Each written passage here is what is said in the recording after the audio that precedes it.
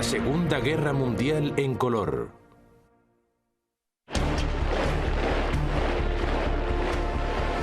Cambio de marea. Mientras la Segunda Guerra Mundial continuaba su curso, tanto los aliados como los alemanes buscaban el golpe de gracia con una nueva arma que derrotase de modo definitivo al enemigo.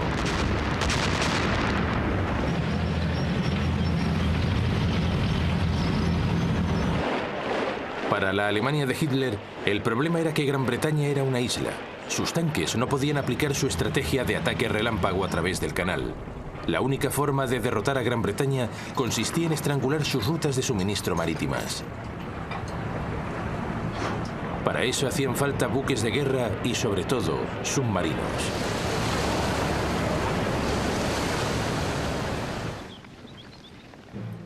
Para los aliados occidentales, el problema era atacar a Alemania cuando apenas había tropas aliadas en la Europa continental. La solución que adoptaron fue el bombardeo estratégico. Los bombarderos aspiraban a destruir las infraestructuras germanas y empujar a su pueblo a la rendición.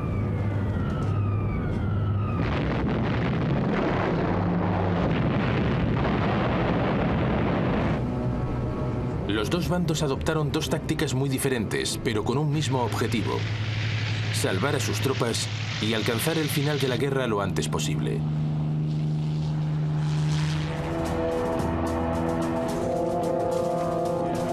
A principios de 1941, la Royal Air Force comenzó a recibir una nueva generación de bombarderos de mayor tamaño y potencia con 4 motores. Los nuevos bombarderos podían cargar hasta 8.000 kilos de bombas, 4 veces más que las naves utilizadas anteriormente. El primero de los nuevos bombarderos fue el Short Stirling.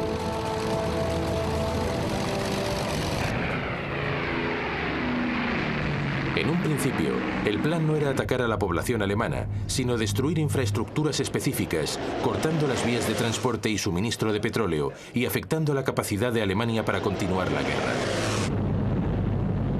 Pero había un problema fundamental. Los bombarderos británicos eran extremadamente poco precisos. Al mismo tiempo, las defensas aéreas alemanas estaban neutralizando a un número elevado de aviones británicos.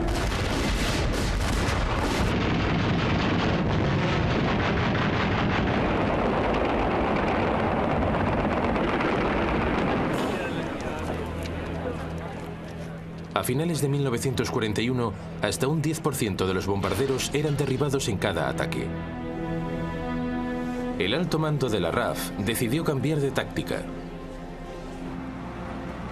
Renunció a cualquier pretensión de alcanzar objetivos específicos. En su lugar, el mando de bombardeo recibió la orden de efectuar lo que se llamó un bombardeo de área, un eufemismo para lo que hoy se conoce como bombardeo en alfombra o de saturación. La idea era atacar deliberadamente toda la zona de una ciudad sin pensar en la población civil.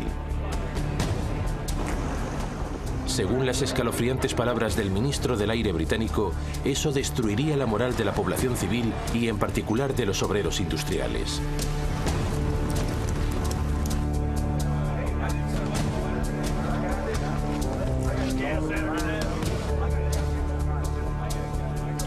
Su principal exponente fue el mariscal de vuelo Sir Arthur Bombardero Harris, que fue nombrado comandante en jefe del mando de bombardeo de la RAF.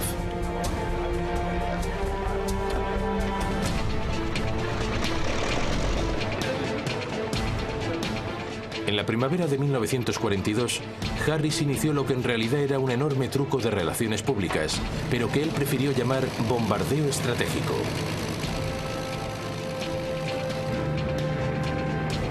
Reunió todos los aviones disponibles en el mando de bombardeo.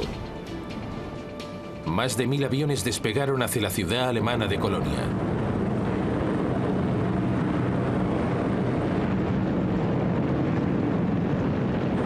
Las defensas de la ciudad se vieron desbordadas.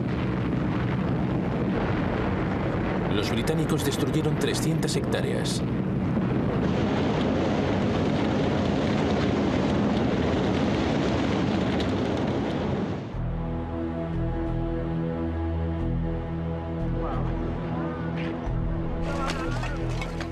Y solo perdieron 39 aviones. ahora gozaba del apoyo absoluto del primer ministro Winston Churchill.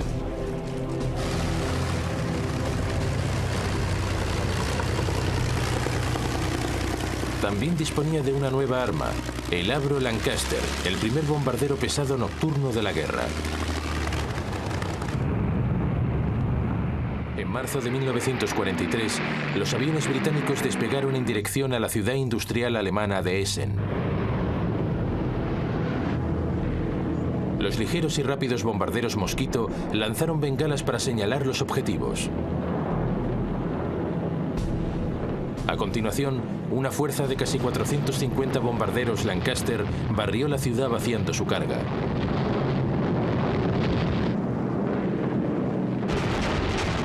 Las defensas alemanas se vieron desbordadas. Solo 14 aviones británicos fueron derribados.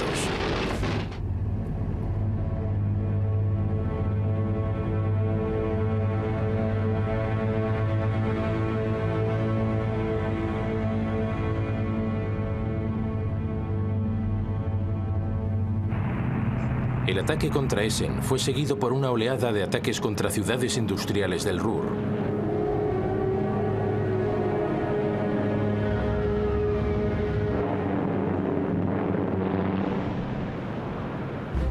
Pero las defensas aéreas alemanas comenzaron a tomarle la medida a los ataques aliados.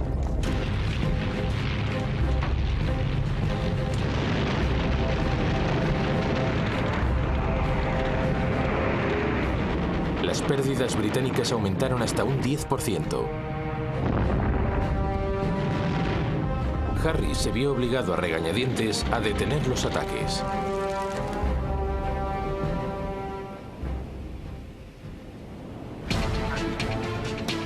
Pero entonces fue informado de una nueva invención aliada que, bajo el nombre en código de Ventana, consistía en lanzar tiras de aluminio desde los aviones.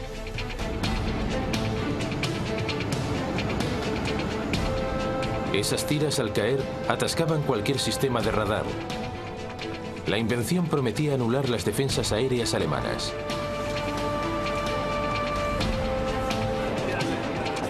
Harris se aferró a esa innovación para, en julio de 1943, 4 meses después del ataque contra Essen, volver a la ofensiva. Lo llamó la Operación Gomorra.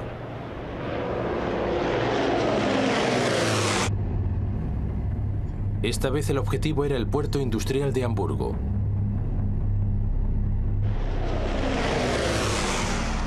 Los bombarderos, equipados con el sistema Ventana, bloquearon el radar alemán.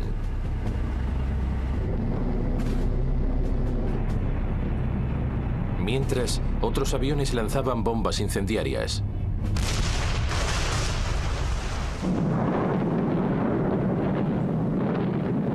Una enorme tormenta de fuego devoró el centro de la ciudad.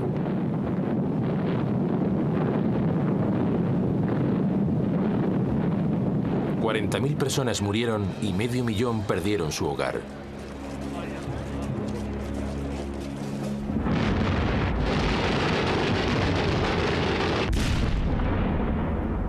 Hubo otros ataques similares contra el puerto. Causaron una gran conmoción en el pueblo alemán.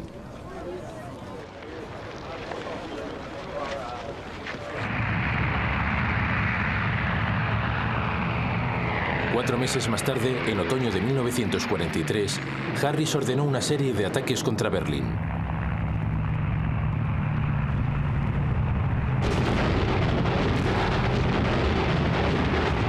Pero por entonces, los alemanes habían aprendido a contrarrestar el sistema Ventana, y en la primavera de 1944, las pérdidas británicas volvieron a acercarse al 10%.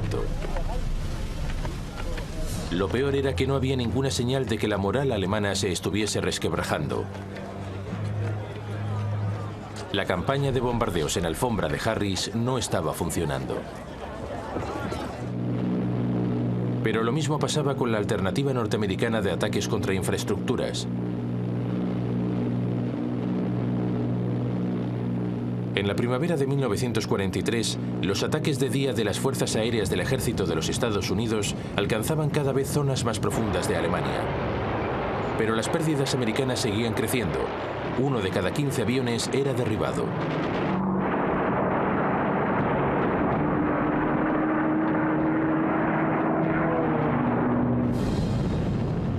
Impávido, el mando americano inició un ataque contra las fábricas de las ciudades alemanas de Regensburg y Schweinfurt.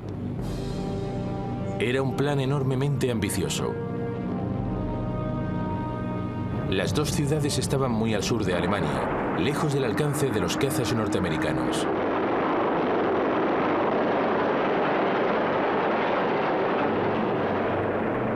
El resultado fue un desastre. Los 380 Flying Fortress fueron acosados y tiroteados, a pesar que las autoridades norteamericanas habían afirmado que no necesitaban la escolta de los cazas.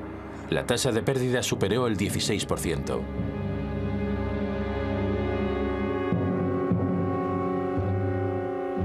Estados Unidos se vio obligado a suspender su campaña de bombardeos. La guerra en el aire había quedado en tablas, y no había ninguna señal de que alguien pudiese utilizarla para alcanzar la victoria.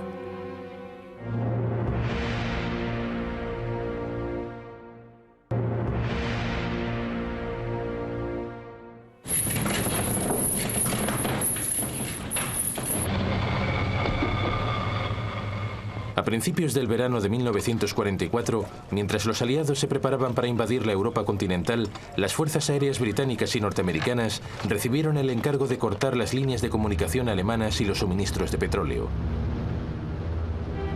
Aquello representaba una vuelta al bombardeo de infraestructuras específicas. Pero esta vez, los aliados contaban con una nueva arma. Los británicos habían modificado de modo experimental un caza norteamericano, el P-51 Mustang. El motor norteamericano había sido sustituido por uno británico llamado Rolls-Royce Merlin. Eso le dio al avión una mayor autonomía, convirtiéndolo en la escolta ideal para los bombarderos de larga distancia.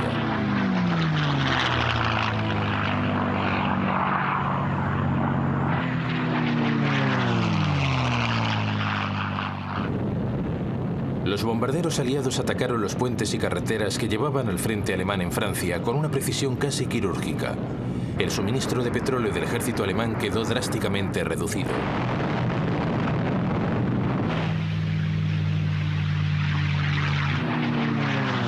Una vez más, los cazas alemanes contraatacaron, pero se vieron desbordados por los Mustang.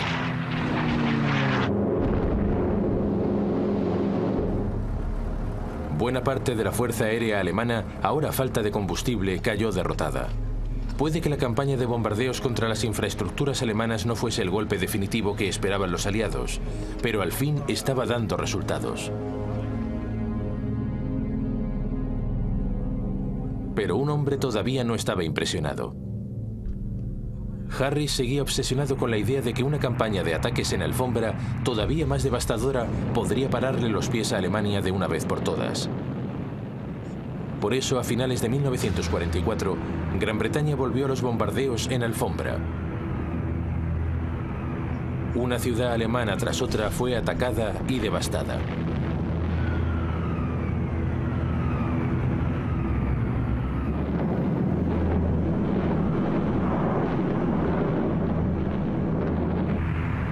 En febrero de 1945, Harris atacó Dresden, una ciudad con apenas ningún significado militar. La población de la ciudad había aumentado por la llegada de refugiados que huían de los bombardeos. Pero Harris no parecía tener ninguna consideración por la vida de los civiles.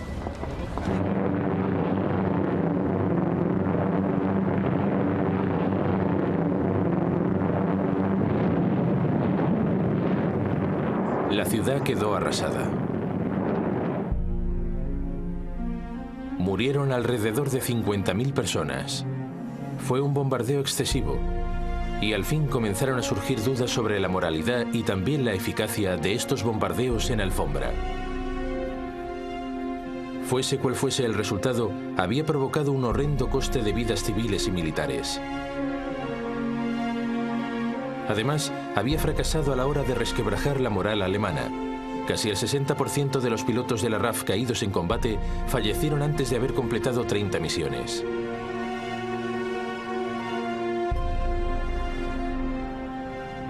A pesar de todas las esperanzas, el bombardeo en alfombra no logró asestar el golpe definitivo al enemigo.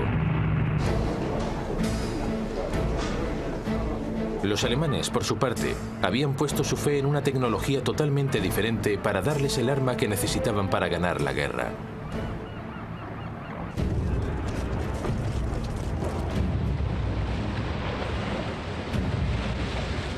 Para Alemania, Gran Bretaña era un problema. Era una isla, y por una vez el formidable poderío terrestre de Hitler resultaba inútil. Gran Bretaña también disponía de una poderosa marina. Aún así, Hitler calculó que si utilizaba sus fuerzas de forma estratégica, podía cortar los convoyes marítimos que transportaban desde petróleo a comida a Gran Bretaña.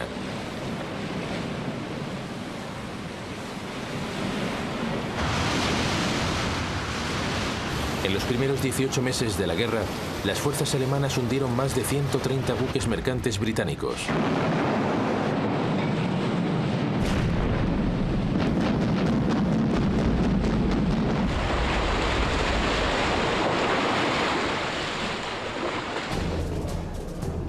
Algunos de los barcos más eficaces eran los llamados acorazados de bolsillo, pequeños pero poderosos buques de guerra diseñados en los años 30 para sortear las restricciones impuestas contra el rearme alemán tras la Primera Guerra Mundial. Uno de ellos, el Graf Spee, se hizo especialmente famoso.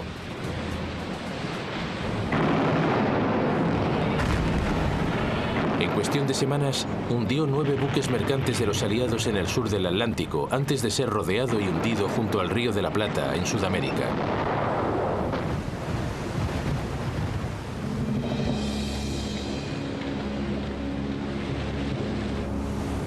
Pero los asaltos estaban provocando graves daños. Si las pérdidas seguían creciendo, Gran Bretaña podría sufrir verdaderos problemas de suministro.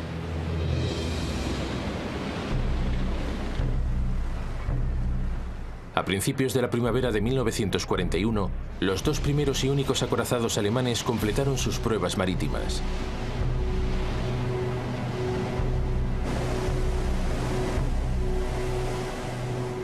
Su aparición hizo temblar a la Marina británica. Su capacidad potencial de destrucción era enorme.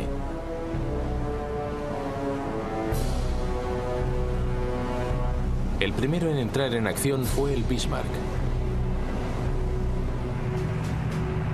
En mayo, aviones de reconocimiento de la Royal Air Force lo descubrieron en el puerto noruego de Bergen, intentando entrar en el Atlántico Norte. La Marina británica salió a su encuentro. 2 días más tarde, el Bismarck fue visto en el Atlántico Norte. El buque de guerra británico más moderno, el Príncipe de Gales, fue enviado a interceptarlo. Junto a él iba el crucero de batalla Hood.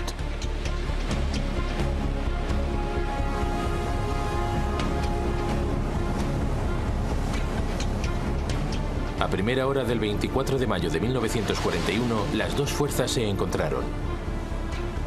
Era la primera vez que 2 buques de guerra de distintos bandos se veían las caras.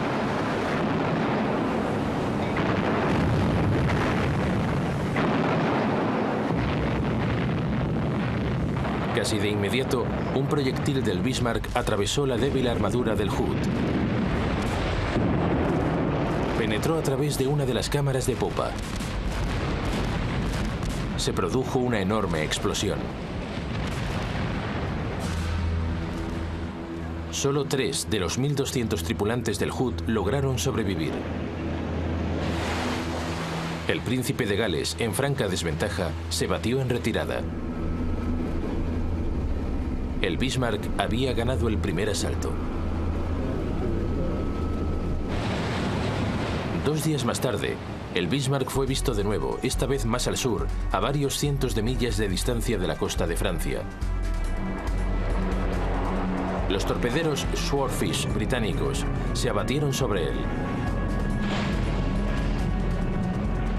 Uno de ellos alcanzó el timón del Bismarck. A la mañana siguiente, 2 buques británicos, el Rodney y el Rey Jorge V, alcanzaron al Bismarck. comenzaron a disparar proyectiles de calibre pesado contra el desventurado acorazado alemán.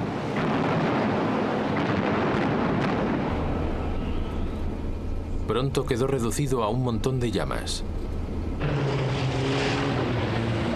El Bismarck fue hundido finalmente por un torpedo. Solo 113 de sus 2.300 tripulantes salvaron la vida. El Bismarck se había hundido antes de tener la oportunidad de demostrar su valor.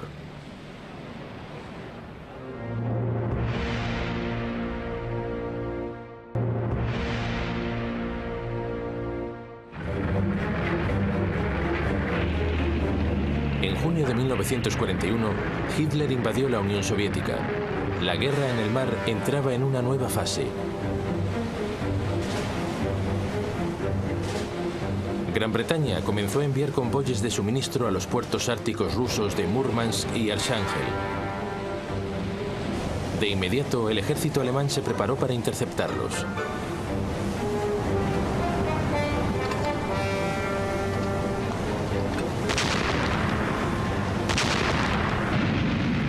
Un convoy tras otro sufría ataques o amenazas. En verano de 1943, el transporte era tan peligroso que se suspendieron todos los convoyes a Rusia hasta el otoño, cuando se esperaba que el mal tiempo y la falta de visibilidad ofreciesen una mayor protección.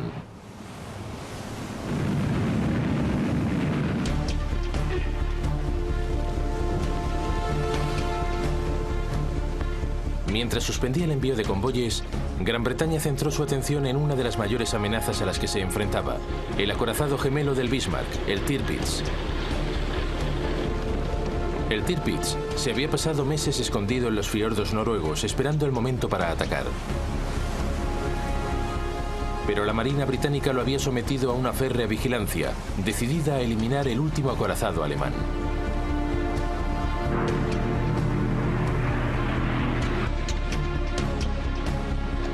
En septiembre de 1943, 5 minisubmarinos, conocidos como X-Kraft, fueron enviados a los fiordos noruegos para hundirlo.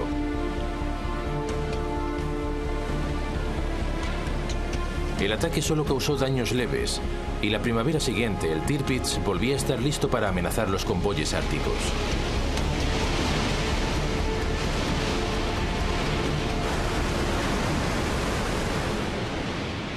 En esta ocasión, la Royal Navy envió una gigantesca fuerza de ataque. Incluía 6 portaaviones.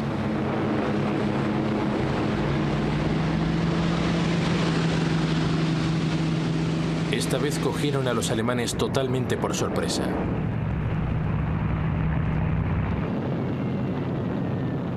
Los bombarderos en picado se lanzaron contra el Tirpitz. Pero el acorazado estaba bien blindado y las bombas, relativamente pequeñas, apenas causaron daños superficiales. 3 meses después volvía a estar listo para la acción.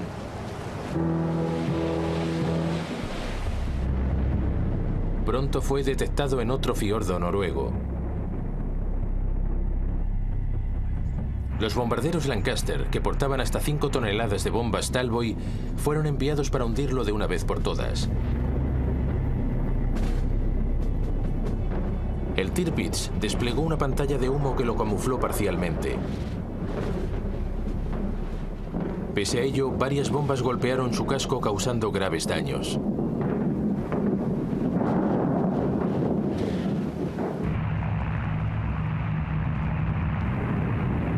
Finalmente, 2 meses más tarde, un escuadrón de bombarderos Lancaster pudo atacar bajo las condiciones climatológicas perfectas. 3 Talboys alcanzaron su objetivo. El Tirpitz zozobró lentamente. Casi 1 millar de tripulantes se hundieron con él. Después de más de 2 años jugando al ratón y al gato con la Marina británica, el Tirpitz había naufragado.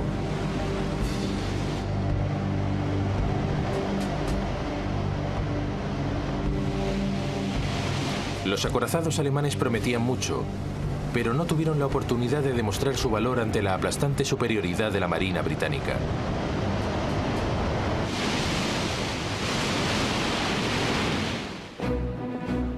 Hitler había perdido la batalla en el mar, al menos en la superficie.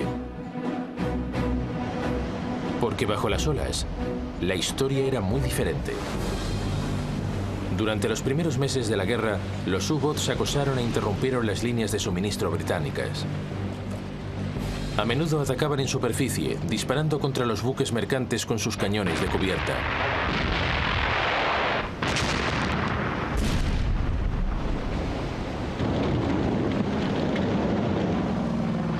Como respuesta, la Royal Navy envió portaaviones equipados con aviones antisubmarinos para patrullar las rutas utilizadas por los convoyes. Pero solo tenían un efecto limitado.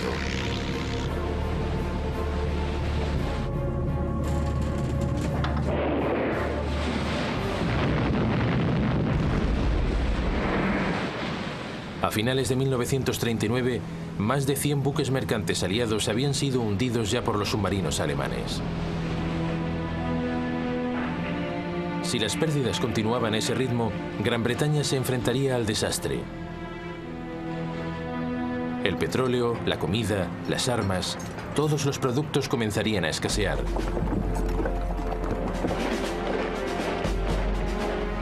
Y entonces las cosas se complicaron todavía más.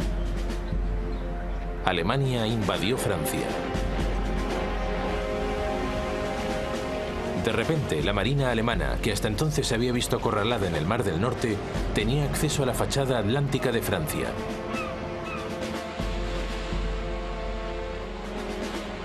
Ahora tenían una base desde la que atacar a los convoyes británicos.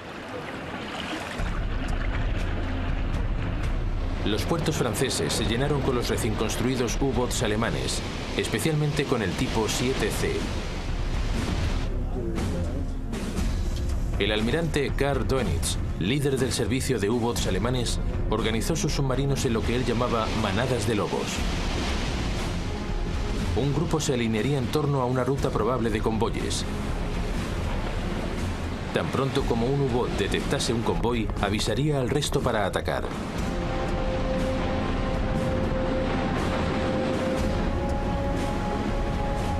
A veces, los U-Boats también eran guiados por aviones de patrulla de larga distancia.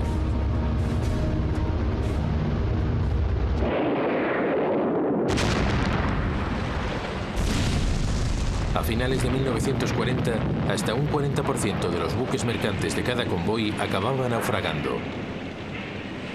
Los suministros británicos estaban en peligro.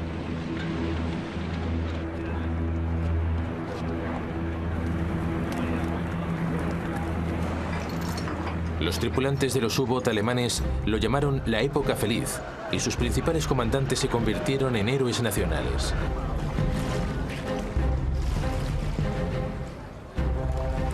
Gran Bretaña estaba pagando muy cara su falta de preparación.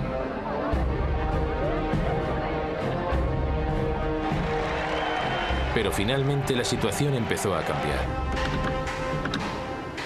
Un programa de barcos escolta antisubmarinos empezó a dar resultados.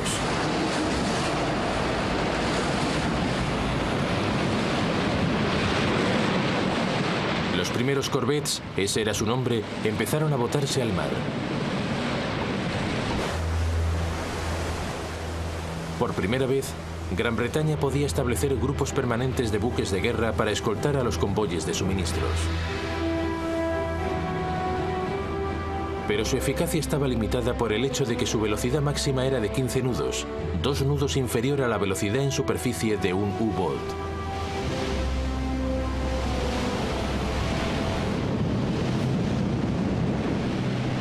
Al mismo tiempo, los aviones de patrulla del mando costero británico fueron equipados con cargas de profundidad.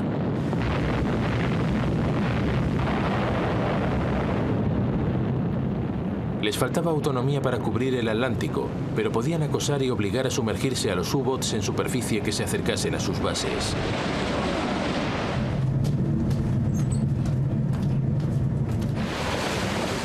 Entonces, al igual que en las campañas de bombardeos, se produjeron una serie de avances tecnológicos que sirvieron de gran ayuda a Gran Bretaña. A principios de 1940 se desarrolló un nuevo tipo de radar llamado radar centimétrico. era más pequeño que los sistemas ya existentes y por primera vez podía adaptarse a los aviones y barcos de escolta.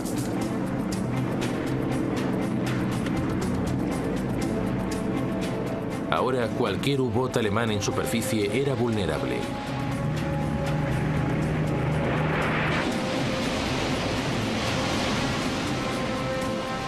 Unos meses más tarde se produjo un nuevo avance tecnológico. HAFDAF era un detector de radio. En cuanto un U-Boot alemán salía a la superficie para comunicarse, HAFDAF conseguía captar la señal de radio y localizar su ubicación exacta.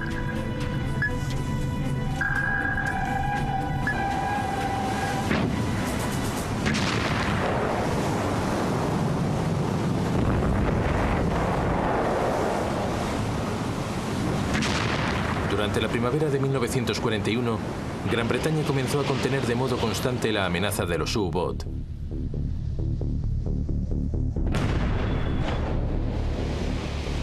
Las pérdidas de buques mercantes se redujeron a menos de la mitad.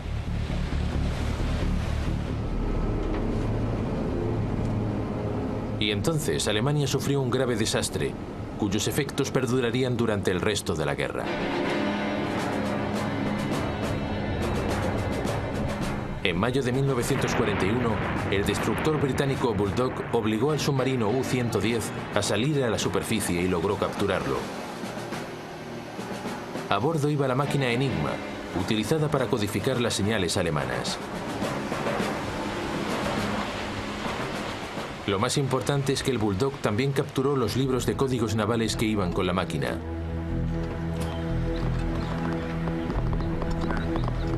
Eso proporcionó una ayuda vital a los especialistas británicos.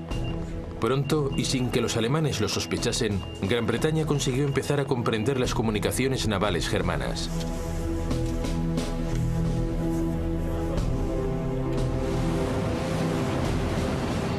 Para la Royal Navy, eso significaba que los convoyes podían tomar rutas alejadas de las manadas de lobos de los U-Boats. Pero entonces, en diciembre de 1941, la guerra en el mar cambió de forma definitiva.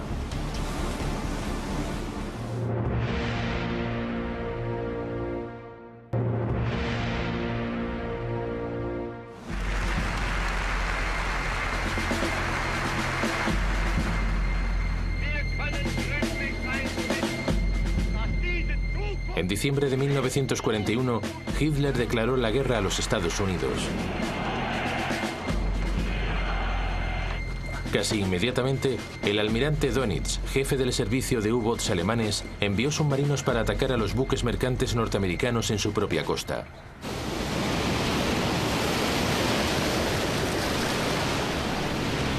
Al principio, solo algunos de los submarinos, los del nuevo tipo 9, eran capaces de realizar el largo viaje desde Europa. Una vez allí, encontraban a sus objetivos con facilidad. El comandante en jefe de la Marina estadounidense, el almirante Ernest King, había rechazado el Consejo Británico de proteger sus buques mercantes en convoyes.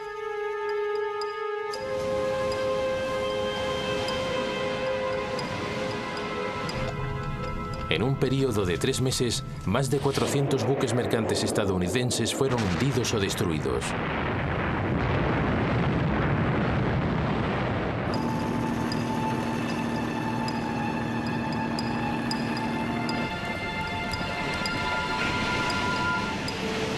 Norteamérica estaba aprendiendo la dura lección que ya había aprendido Gran Bretaña. Era necesario hacer algo.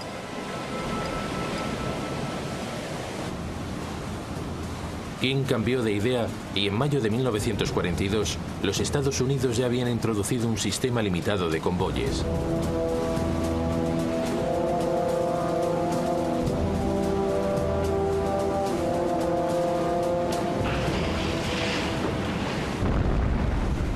En julio, las pérdidas estadounidenses empezaban a reducirse.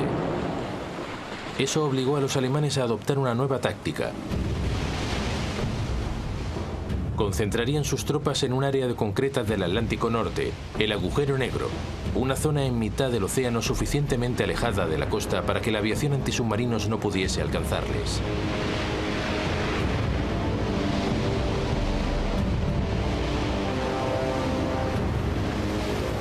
A menudo un convoy era atacado por más de 15 submarinos que llegaban en oleadas.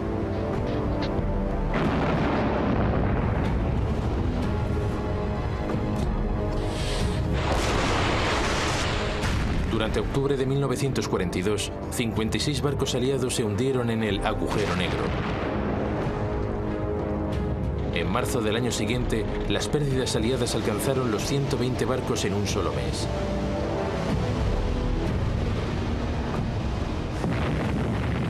Durante ese mismo mes, los alemanes solo perdieron 12 U-boats. La táctica de Hitler de cortar las líneas de suministro británicas hasta que el país se colapsase parecía una posibilidad real.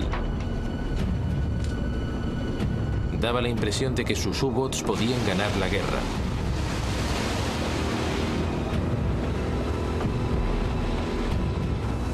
Pero los aliados comenzaron a darle la vuelta a la partida. Gran Bretaña había incorporado un nuevo comandante. El almirante Max Horton había sido el antiguo jefe de la flota submarina de la Royal Navy. Su primer movimiento fue establecer grupos permanentes de destructores y fragatas que proporcionasen apoyo adicional a los convoyes, apareciendo tan pronto como se detectase una manada de lobos enemigos.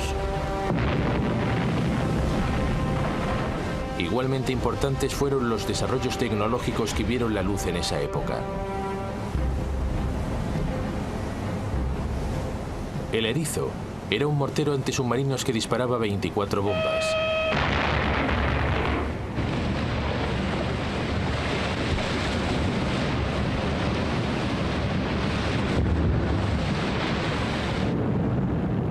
La aviación aliada fue equipada con un nuevo proyector de alta potencia, la Lead Light. Cuando el avión se acercaba, podía encenderlo en el último momento, cazando a un submarino por sorpresa en superficie.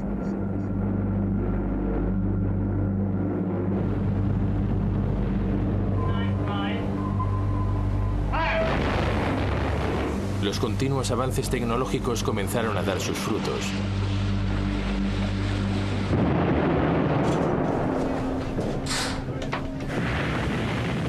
Las pérdidas germanas se incrementaron. Al comandante alemán, el almirante Dönitz, le costó retomar la iniciativa. En abril, ordenó un ataque de sus U-boats contra el convoy ONS-5, un convoy de 43 buques mercantes que viajaba de Liverpool a Canadá. El plan fue diseñado como una demostración del poderío naval alemán. 40 U-boats rodearon el convoy.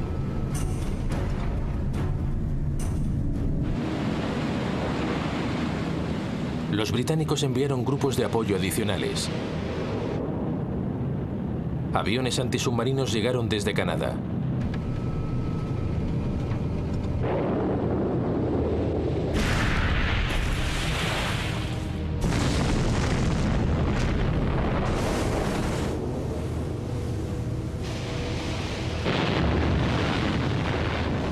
Los aliados tardarían 4 días en contener el ataque alemán. 11 buques mercantes se hundieron, pero los alemanes habían perdido 7 U-boats.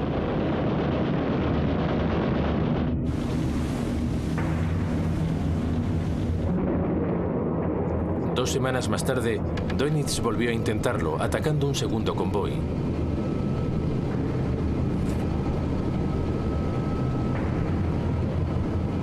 Fue un desastre. Los alemanes perdieron 5 U-boats sin hundir ni un solo buque mercante.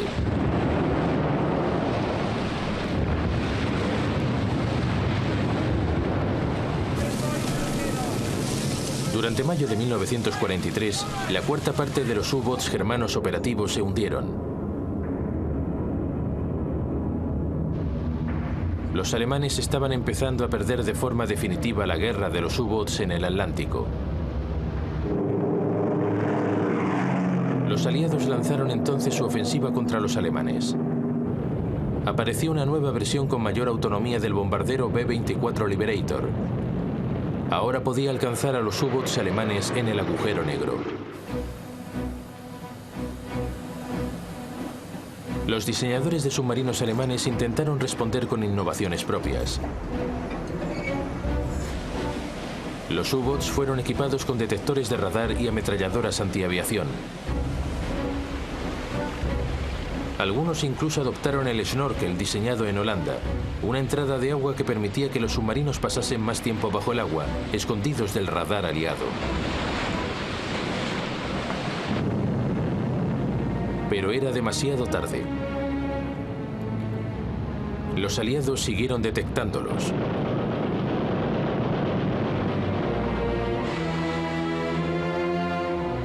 Los U-boats de Hitler tuvieron que quedarse inmovilizados en el puerto. Era demasiado peligroso que navegasen por el océano libremente. Los intentos germanos de hallar una respuesta se volvieron cada vez más desesperados. Fabricaron un nuevo submarino revolucionario. Era conocido como el Tipo 21.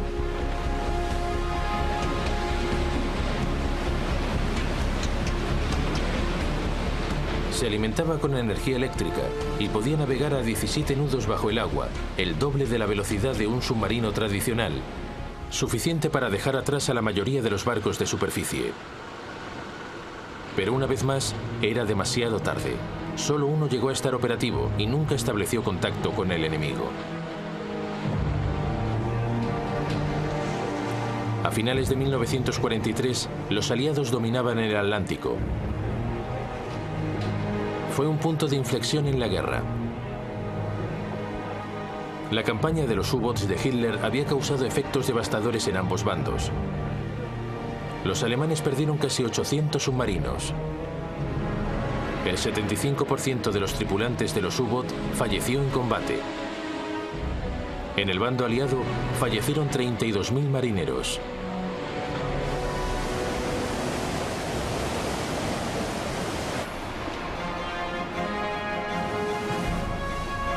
Pero finalmente, con los U-boats fuera del mar, las enormes oleadas de tropas y equipamientos estadounidenses pudieron navegar libremente por el océano y prepararse para la invasión de Europa.